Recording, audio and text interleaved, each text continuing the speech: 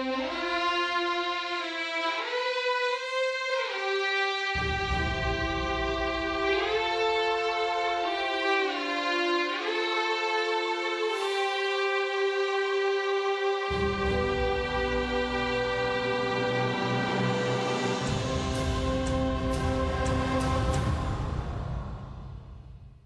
has you covered. Start your day with the first word. Cincinnati's only morning sports show.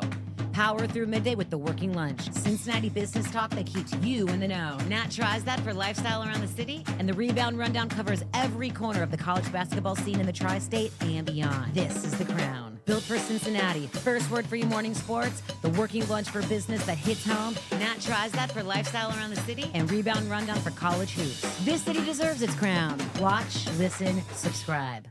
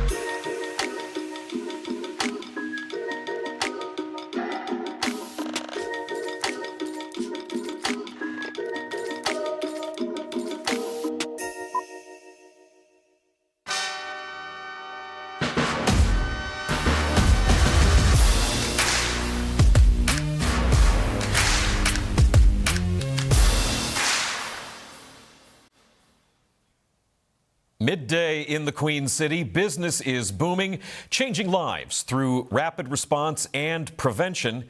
And we've got an update on the Buc-ee's Beaver Battle of Ohio. Let's do lunch.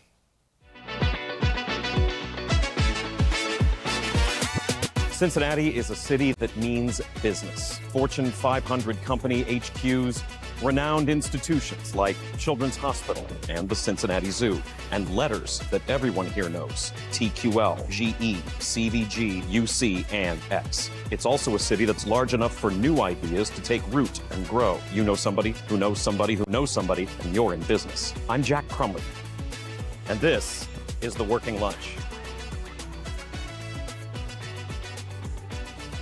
Hello and welcome to The Working Lunch.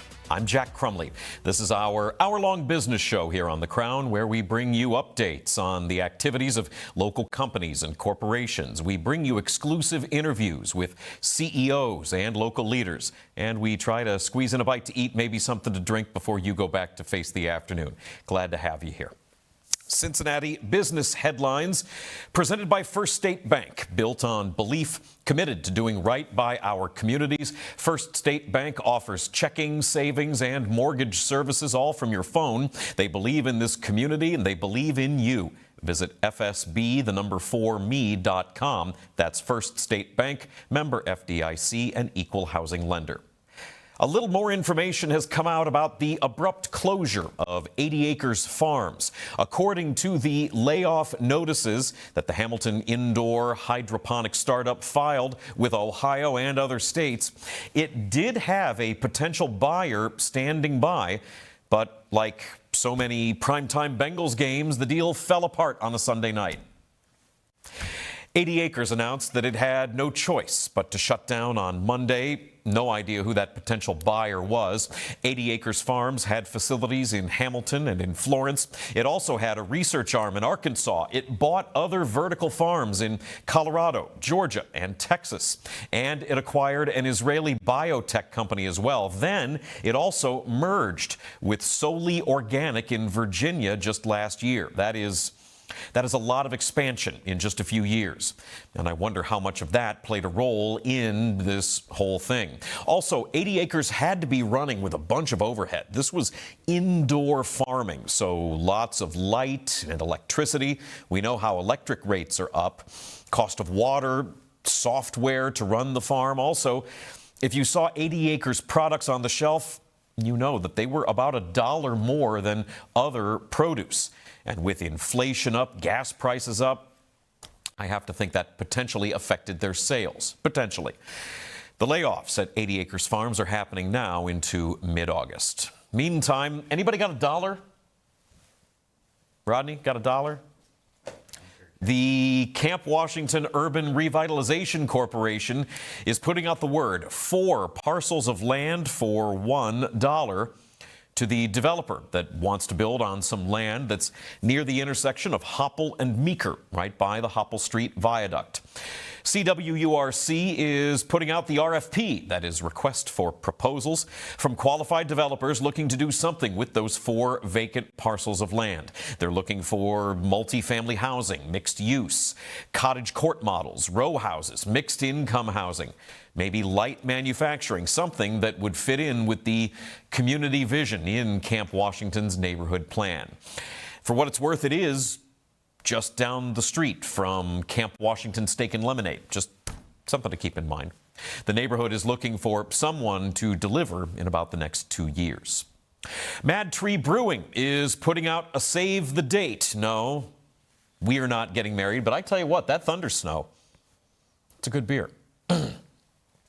Mad Tree Brewing's second alcove location in Blue Ash will open at Summit Park Tuesday, August 11th. We have talked about all the ways that Blue Ash has been popping off these last few months.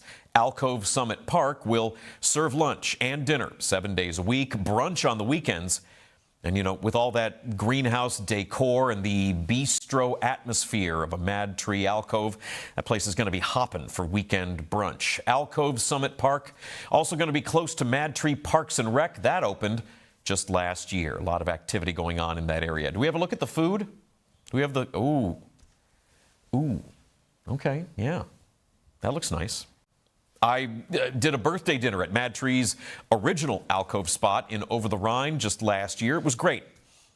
They also have private event space at this Blue Ash location, a nook for private dining, and it's bringing over 60 new jobs to the area. And at Alcove Summit Park, part of the restaurant's revenue goes to actual parks and recreation in Blue Ash to help maintain that park, which you may remember used to be the old Blue Ash Airport. The city's done a really nice job of turning that old spot into a big new draw, seeing new additions all the time.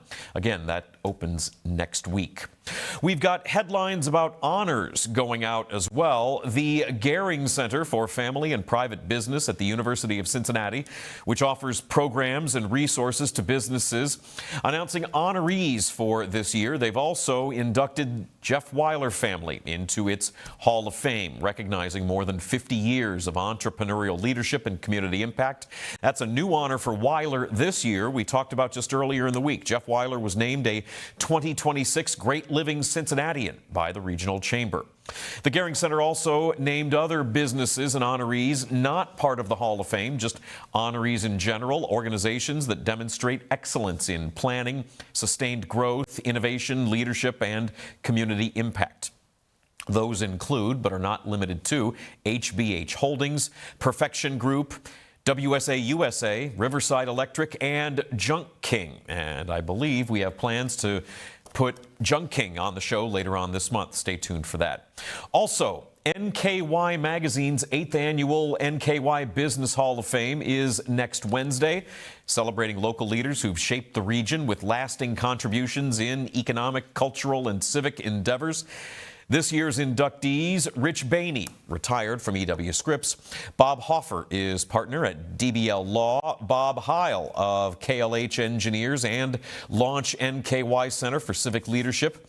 And there is a posthumous induction for Gordon Martin for his leadership as a real estate developer and founding member of the Kentucky Home Builders Association and the Northern Kentucky Home Builders Association. Congrats to all of them. Jack's Big Bite is where we focus on one particular story happening in our community, a community we believe in with our partners at First State Bank.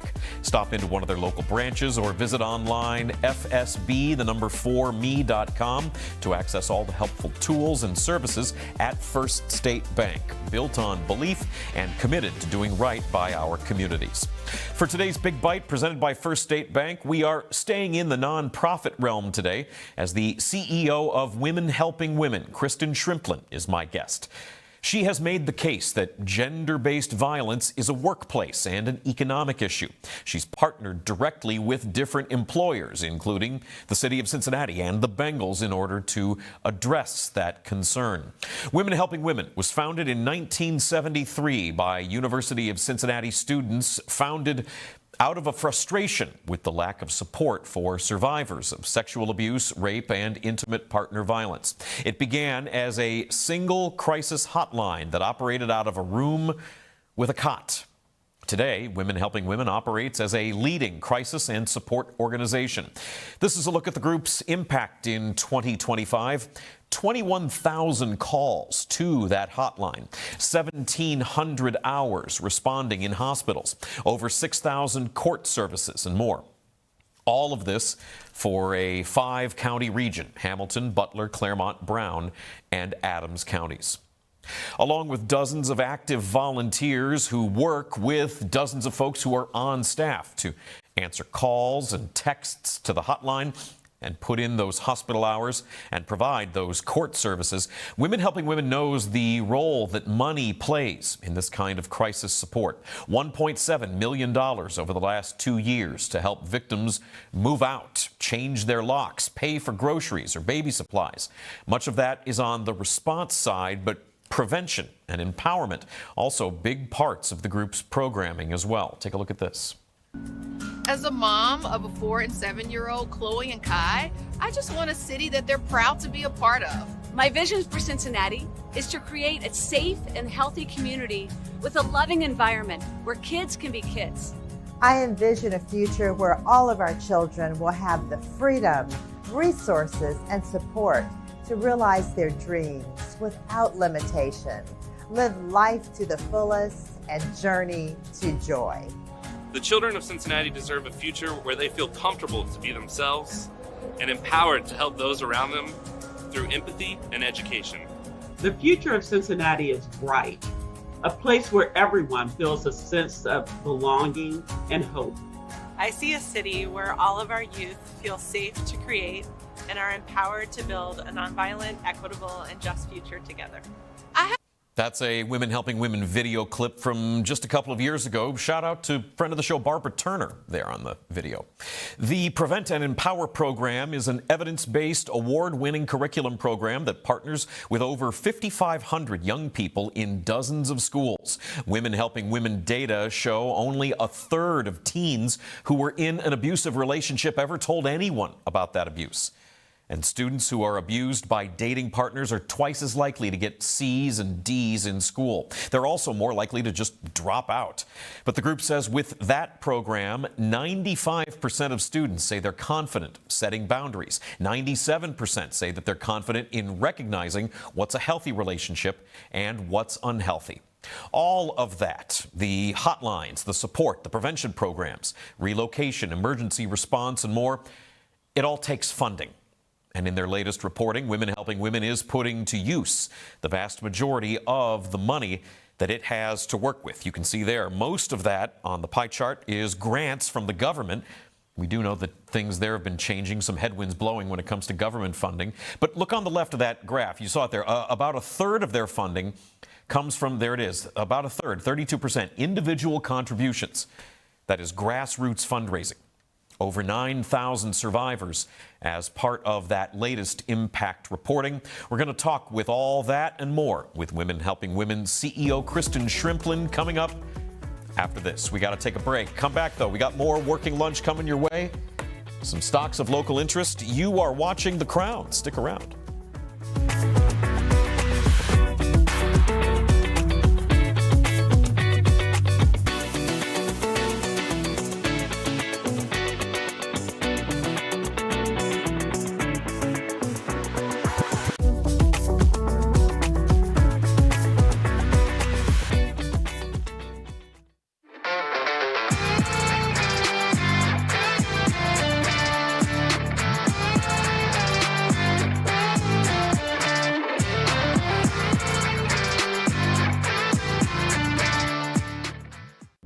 Our beliefs matter.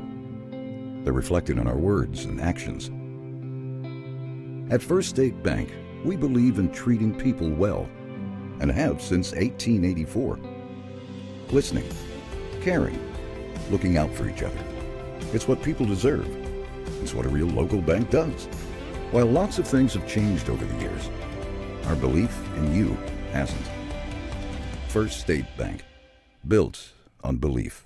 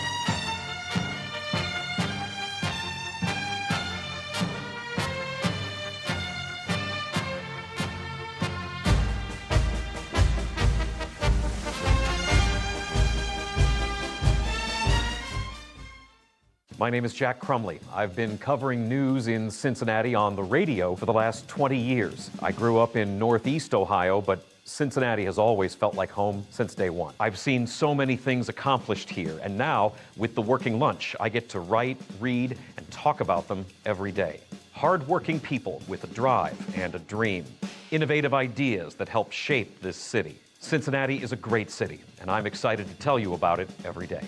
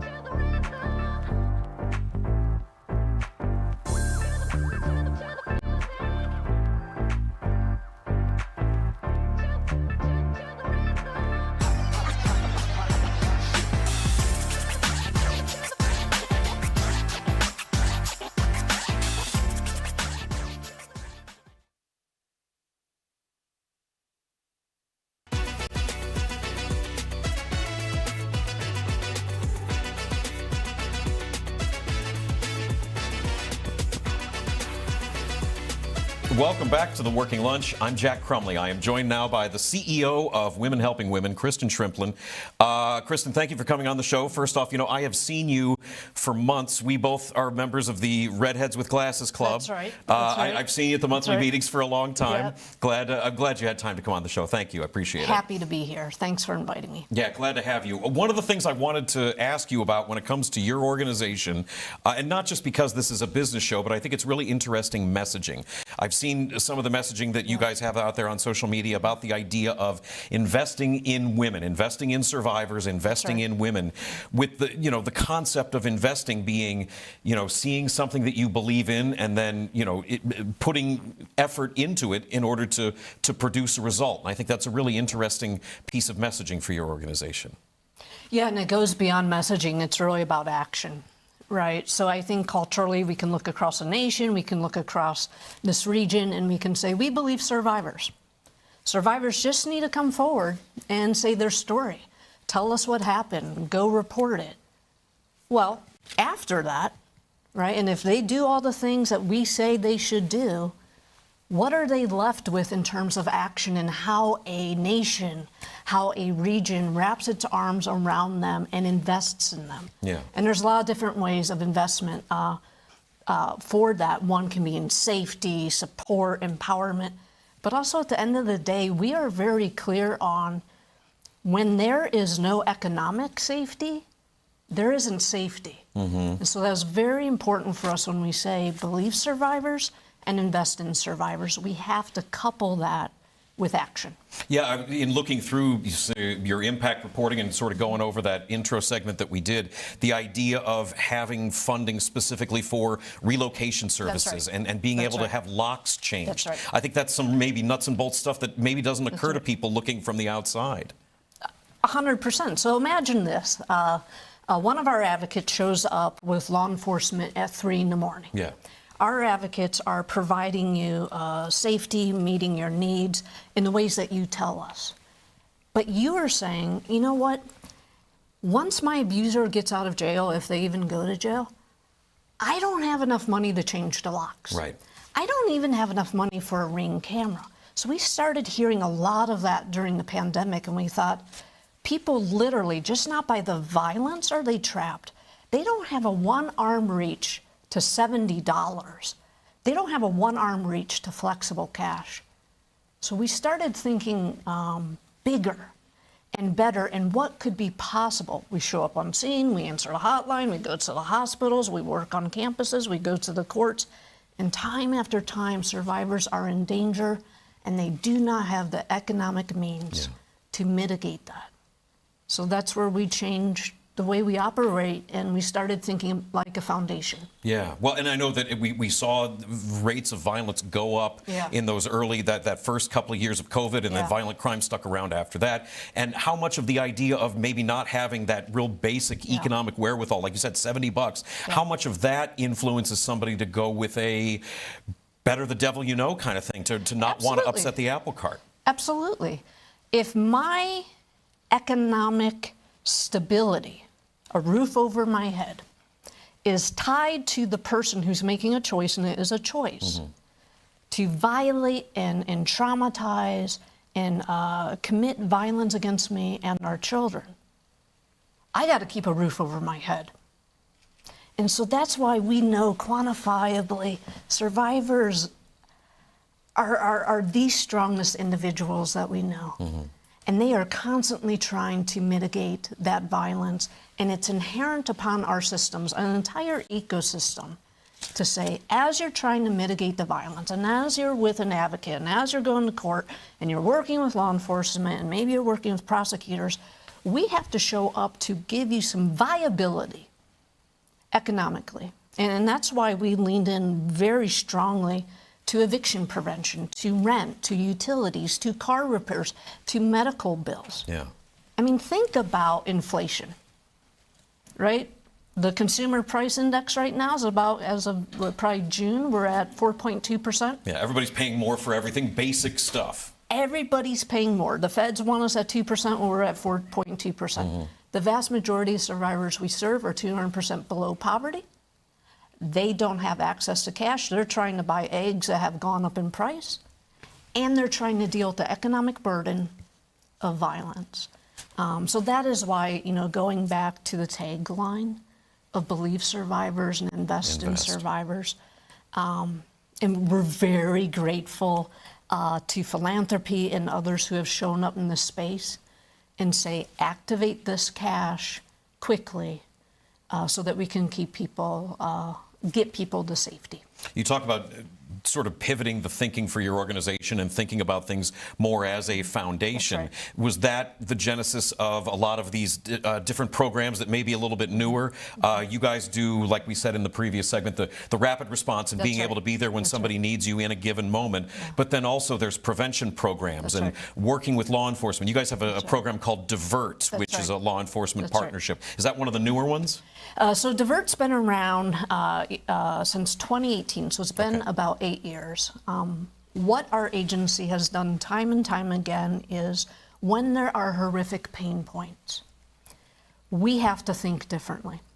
We have to optimize differently. We have to grow our workforce and lead from the edge. So Cincinnati Police came to us in 2017 and said, in the city of Cincinnati alone, it was horrific. There were 18 domestic violence homicides. And they said, is there something else that can be done? And we said, there is, if you agree to take a chance on us and try something that is not being done really anywhere except we saw the model in California. Okay. Their leadership was incredible.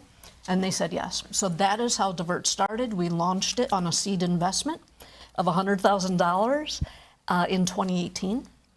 And since then, over the past 8 years, we have served over 11,000 survivors, over 10,000 kids. That's 21,000 humans we've responded to within about 17 minutes of getting the call. And our advocates go on scene, so we flip the script. Yeah, this is the uniqueness of the program. It is. So often survivors are told, find the car, find the transportation, deal with daycare, deal with your workplace issues, and come find a service provider or someone who can help. That's not realistic for survivors in trauma. So we go to them after they've just experienced something that should never happen to them. And this is what I want to dial into. In those 8 years, the 21,000 humans we showed up in partnership with law enforcement, which has now grown throughout Hamilton County, there has not been one domestic violence homicide among those we have served. Oh, wow. That has changed the trajectory of safety And this is why we are very clear in the push we need to make in Ohio. It shouldn't matter your zip code. You should have this response of on scene, because last year Ohio had a 37% increase in domestic violence homicide. That's a big jump. It is huge. It is a record that has not occurred ever since they've been measuring fatalities. Yeah. And honestly, it's not rocket science to do partnerships with law enforcement. It's not rocket science to get advocates on scene 24/7. And if our agency back in the day on $100,000 could get that seed investment and do it, right. Now obviously we've grown what that cost is, but if we could have done it, I believe that other entities throughout the state can do this. Have you seen that? Has it spread anywhere else in Ohio, in No. the region? It hasn't taken off, despite the results. That's right. So I think what we have to focus on is a mindset shift here with policy. And we have to ask ourselves as Ohioans, what is the next lever to pull for infrastructure of safety? University of Cincinnati did a 5-year longitudinal study. This is evidence-based. Nationally, leaders from across government entities have been asking us to come in to talk about this incredible work that came out of Cincinnati. We are trying to expand this in our service region. We need to get it out to a rural region in Adams County. We want to get it to Butler as well. But anyone following the news can see, unfortunately, there's a huge uptick in domestic violence homicides in 2026 throughout Ohio. And my heart goes out to all the regions where they deserve to have on-scene response. Well, and because of that increased demand, I don't mean to frame this in a supply and demand sort of vein, but because there is that much more of a need than there used to be, that means there's going to be more that is required of you guys. That's right. There's more demand on your end to respond more. How has that worked as far as the funding? You've got, we mentioned in the previous bits, there is some government funding, but it seems like some of that has been changing is the most nice way to put it. And you guys have your, it's called, the Rise Beyond Violence Growth Campaign. That's been going for the last few years. That's a 5-year campaign looking to really expand how much service you can provide. How's that been going? That's been great. We're finishing up on the 5th year, so we were very fortunate with the generosity in this region through public-private leveraging of funding, where the goal was to raise $5.6 million, and we raised $10 million. Wow! Congratulations, that's tremendous. Well, thank you. And the whole part of it, I think it confused people in the beginning when we talked about the need, and they said, "Well, do you want to build something?" And we're like, "No, we're not into bricks and mortar." Well, no, surely you want to create a capital campaign. And we said, no, we're not about bricks and mortar. We need to build the rapid response to get to survivors wherever they may be as a community-based agency. It took a while to change some of that conventional wisdom, and nothing against capital campaigns, but ours was about programmatic growth. And it has been huge, and it even caught the attention. It wasn't part of the $10 million we raised, but it did catch the national attention of Mackenzie Scott. Oh, yeah. And we were incredibly grateful for that. When you talk about the market, that's what keeps me up at night, in addition to the increased gender-based violence. You mentioned COVID. Well, yes, there was a huge spike. It has not gone down. Yeah, right. It didn't just magically go away. It hasn't. It has only increased. This year, we are seeing more violence, chronic violence, strangulation, weapon use than we've ever seen. And just to kind of concretize that a little bit, we partner with 26 hospitals. So if a survivor went into an ER room right now, we're dispatched, and we go on scene. This year, just in our hospital response service line, compared to last year at this time, over 160% increase. Now, our funding has not increased 160%. In fact, volatility, over-dependency in some of the areas of government, we've lost funding. It's a very difficult thing to navigate through a business mindset, because we have two bottom lines. We have the mission, impact, and we have to look at the funding and diversification of the capital stack that's coming in. Our biggest funding base has been government historically. It empowered us to do a lot. But we are weathering those storms, and we have made a commitment to our region with very rational logic, no matter what. Yeah, you guys are sort of like Sisyphus, just pushing that rock all the time. That's right. And changing That's right. and trying to change minds, on a variety of fronts. Right. We got to take a break, but we will have more with Kristen Shrimplin of Women Helping Women when we come back. You're watching The Working Lunch on The Crown. Stick around.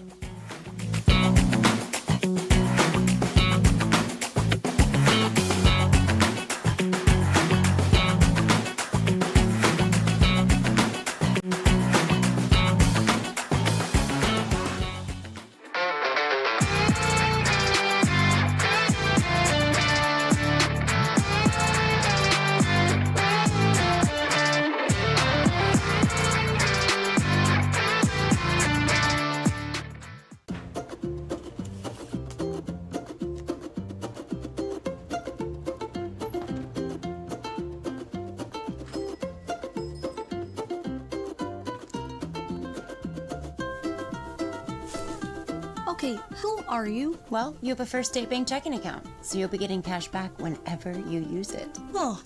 Open a checking account at First State Bank for cash back. First State Bank, built on belief.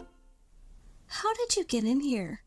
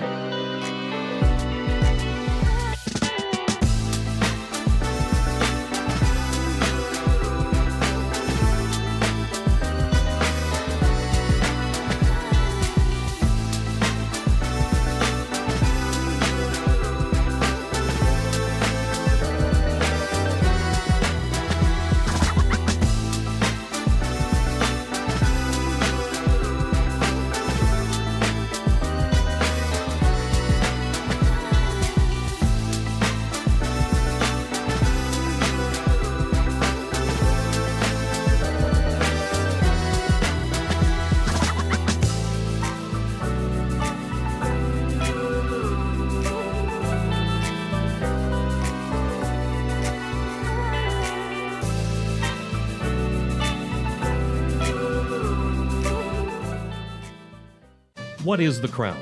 It's simple, really. Authentic Cincinnati entertainment. Not hot takes from a studio 3 states away. Not national noise pretending to know this city. Rather, bringing a voice to those who call the Queen City home. Where can I watch The Crown shows? Join us live from 7 to 11 a.m. for First Word and 12 to 1 for The Working Lunch on RESN. No live TV? No problem. Stream and interact with all of our content on major podcast, broadcast, and streaming platforms. The Crown is Cincinnati. Loud, passionate, competitive, proud. From early morning sports debates to the business leaders shaping the riverfront, to the fans, stories, moments, and culture that make this place move. Live shows, podcasts, documentaries, digital content built from Cincinnati, for Cincinnati. This is The Crown.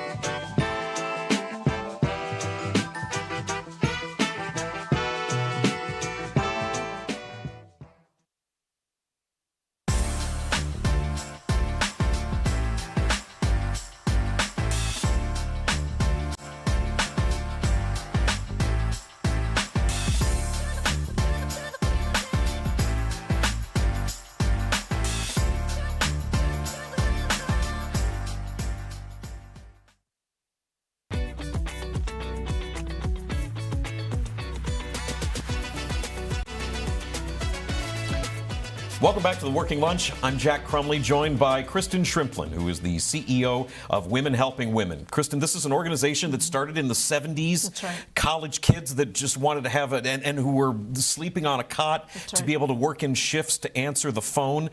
What is it like for you to be at the helm of this organization? You came into it, what, 2015? That's correct, yep. What is it like for you to come into stewardship of an organization that's been going for 50-odd years? You know, honestly, and I really mean this, it's an honor. It's a real honor. I have met our founders. And to listen to why they started the agency. And to your point, back in 1973, that's the year I was born. And the fire they had in their belly in 1973, and the pushback, frankly, once they started saying this is what we have to show up and support, there was a lot of pushback to them and even their safety. They still, to this day, have that fire in their belly. So it's very meaningful to me when I come into, you know, a mission like this. I'm just one of many along that line who can wake up every day and go to sleep every night recommitting to that fire in the belly. You guys have seen such, you know, a lot of growth in the last few years in terms of programming and funding and staffing, which is great. I want to ask about what you have to do as the head of this organization, and you've been, I looked up a little bit of resume snooping on you. You've been sort of working in this field, for lack of a better term, for a long time, doing stuff with the YWCA that was focused on this stuff, the shelter work that you've done. So it feels like it's a calling. What have you figured out as a leader in this field that helps you deal with dealing with the struggle and seeing the pain and stuff that you see all the time? How do you process that from a leadership perspective? I think you double down. I really do. I think you absolutely have to process it through in coming in to be of service to a mission and into a movement, because this is a movement. This movement has been around for decades and decades and decades. It's a doubling down on what do I choose to do with my life. I really can't think of anything better to have my avocation become my vocation and to truly focus on human rights, because for me this is a human right issue.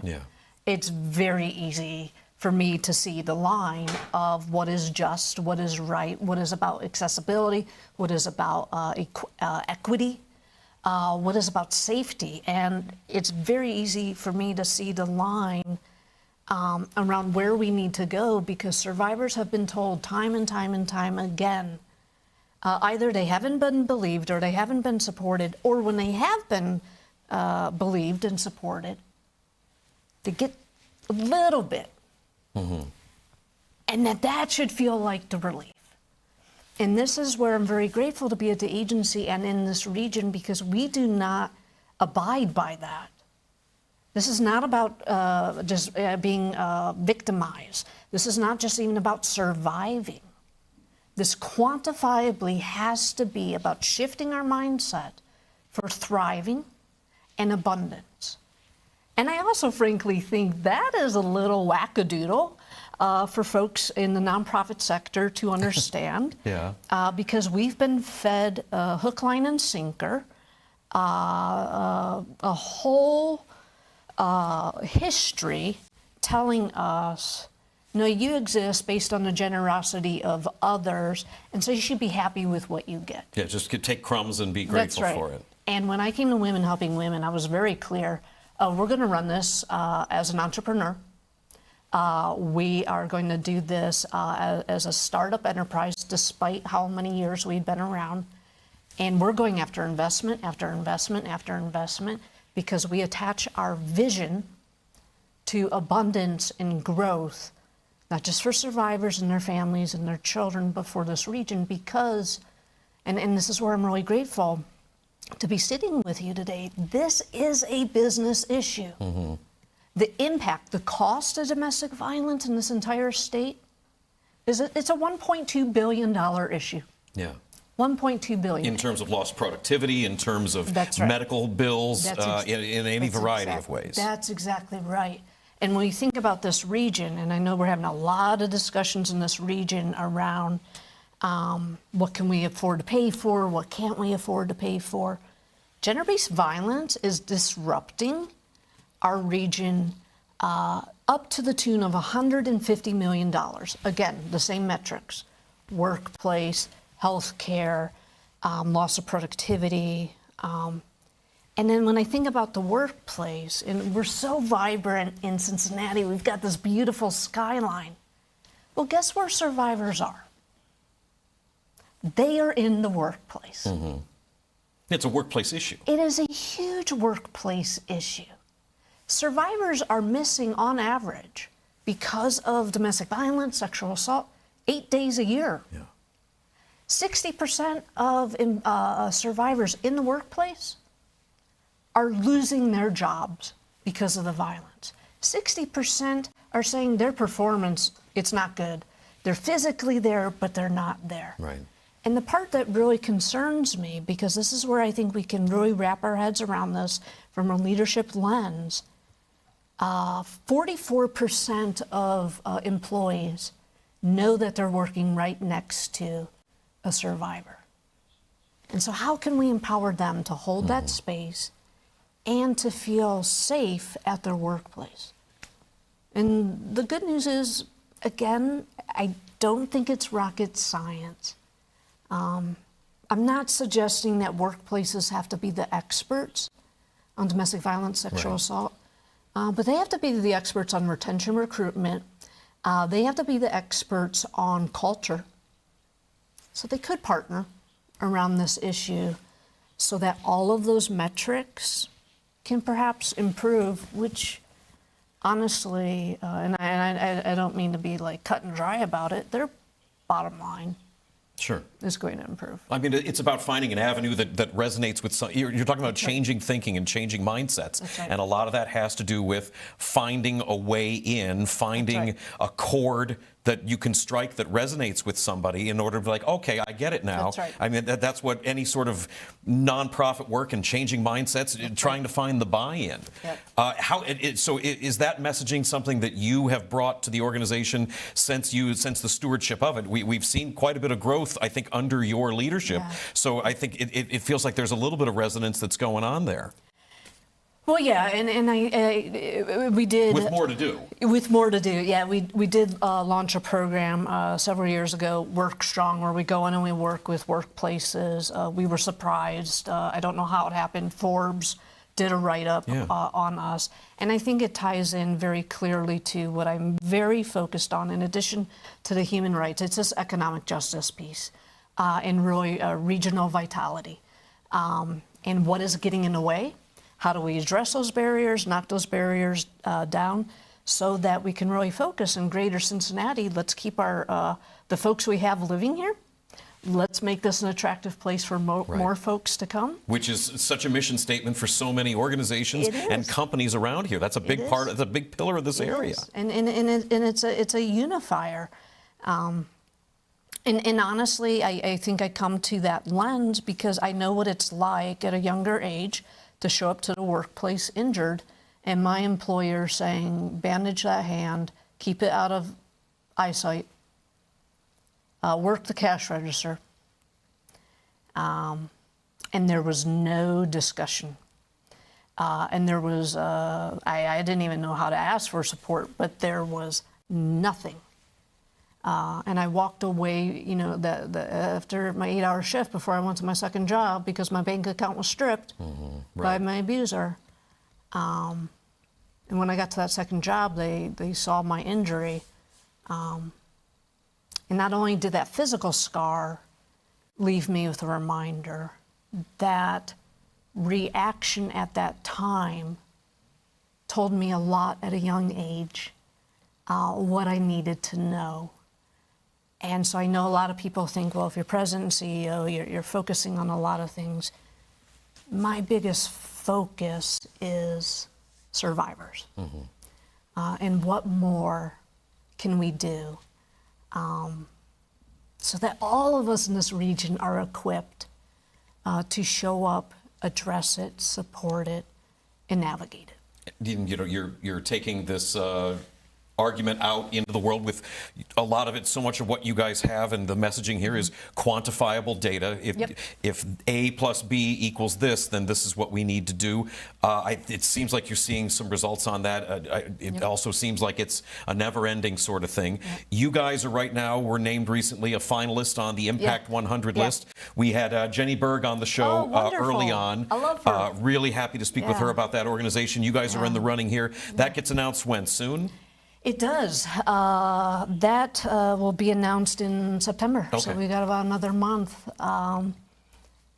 So fingers crossed. A lot of great finalists. Every single nonprofit who's in contention is absolutely fantastic. I hope that we're one of the folks that are standing up on stage. Yeah. Any events coming up? In terms of, I don't know, public events, social things, fundraisers. Do you guys have any events that you want to put on the radar for folks that might be coming up in the next few weeks or months? I was sort of looking around. You know, our agency's a little bit different. Yeah, I noticed that. For better or for worse, nothing against entities that do galas and things like that. We're trying to really focus on where do we put our time and attention with strategy, stewardship, and dollars. For us, we have found it to be difficult for a gala where people want to come and hear about domestic violence and sexual assault. You know, and part of it could just be my lens. I might just not be like that person who can think about things in a feel-good way. I want to meet with business leaders in the corporate boardrooms and talk about how can we be of help to what your workplace may be experiencing.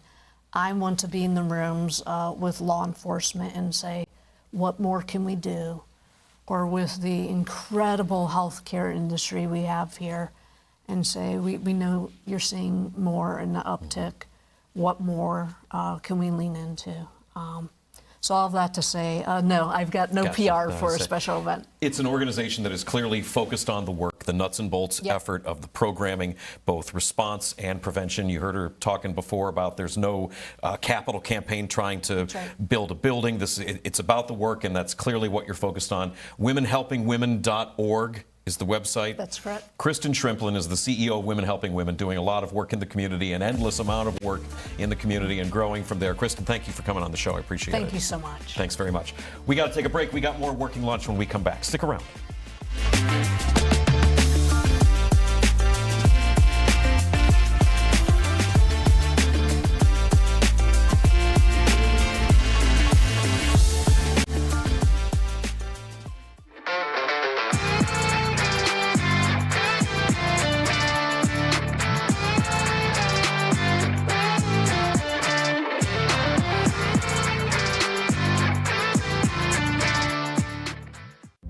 Our beliefs matter.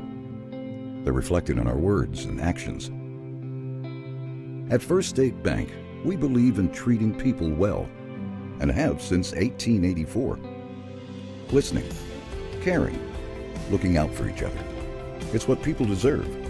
It's what a real local bank does. While lots of things have changed over the years, our belief in you hasn't. First State Bank, built on belief.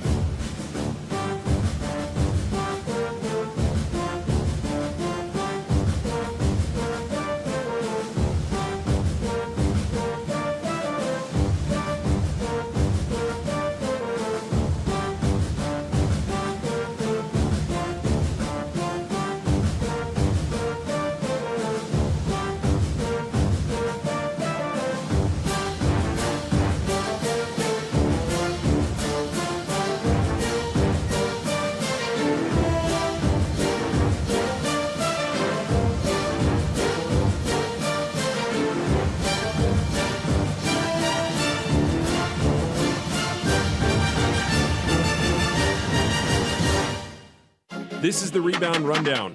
I'm your host, Paul Fritchner. Your home for college basketball in the Cincinnati area and across the country every Monday through Friday during the season. Previews, recaps, breakdowns, interviews, and more. You can find it all right here. Your one-stop shop for a quick dose of college hoops on your morning commute.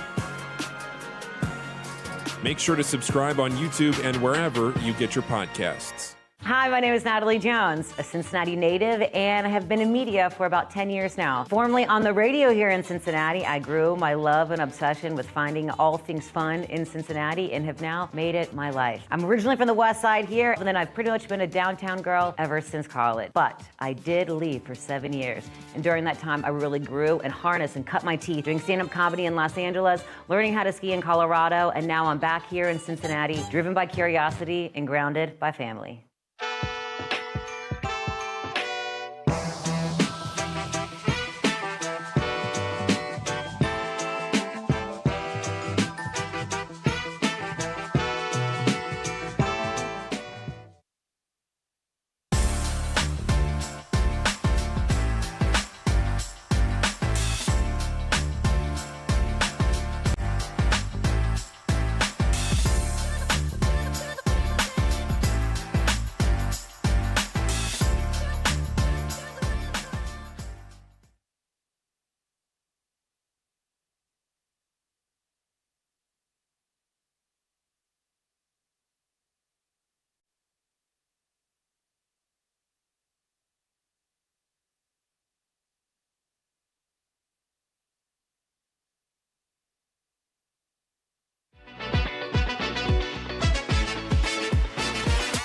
Cincinnati is a city that means business. Fortune 500 company HQs, renowned institutions like Children's Hospital and the Cincinnati Zoo, and letters that everyone here knows: TQL, GE, CVG, UC, and X. It's also a city that's large enough for new ideas to take root and grow. You know somebody who knows somebody who knows somebody, and you're in business. I'm Jack Crumley, and this is The Working Lunch.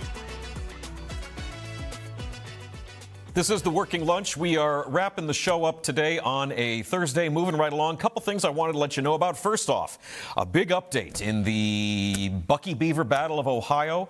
I want to give a big shout out to friend of the show, Josh Sneed of Cincy Shirts, a local organization known for making merch and putting on things. Cincy Shirts is selling Beaver's Mini Mart shirts and hats. 25% of the gross sales from that is going to Beaver's Mini Mart. Beaver's Mini Mart is a store in Beaver Creek, Ohio, little convenience store that is being sued in federal court by Buc-ee's, the big interstate gas station, clean bathrooms chain. Buc-ee's is suing them in federal court, even though Beaver's Mini Mart existed before Buc-ee's big expansion began. Governor DeWine was at the Ohio State Fair just yesterday commenting on it, saying he thinks that lawsuit is ridiculous. Cincy Shirts offering some proceeds in order to be able to help out Beaver's Mini Mart in its ongoing battle. There is a GoFundMe page that has been set up to help fund the legal battle that Beaver's Mini Mart has. And there we go. Boy, we got an update right here. Rodney coming through with the marker board and the whiteboard. Bring it over here. Let's show the folks. So the GoFundMe for Beaver's Mini Mart, as of this moment, $39,028 to help fund the legal fees of this little shop that is just trying to have money to feed this guy's family, getting sued by Buc-ee's. I'm sure there's going to be more donations to that. We love to see the way Ohio has come together to back up this local business. Do we have time for a little bit more pray? Yes, we do. One other thing for you. Northside Yacht Club is one of my favorite places in town. It's one of DJ Hodge's local favorites as well. USA Today has named Northside Yacht Club recently one of its 2026 best bars in the U.S. Northside Yacht Club has been going for more than a decade. It made it through COVID. It's a cool little place. You can see some of the vibes there. It's got like sort of a nautical theme, which is appropriate for being a landlocked part of Cincinnati, right by the Mill Creek.